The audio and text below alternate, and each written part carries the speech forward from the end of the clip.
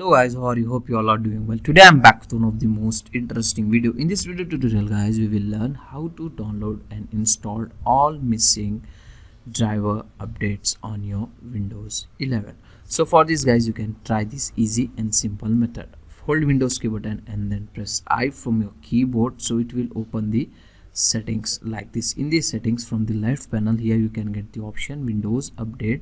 Just click and open it like this. In the Windows Update settings, open advanced options like this, and then here guys, scroll down slightly. Here you can get the option optional updates. Just click and open it like this, and here you can get the option other updates, driver updates. Just extend this, and here you can get the all missing driver update from here.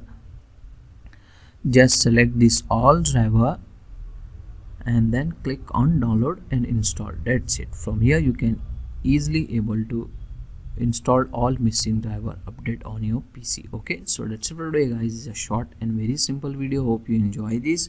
If you enjoy, please guys like, share and subscribe to our channel. Thank you very much.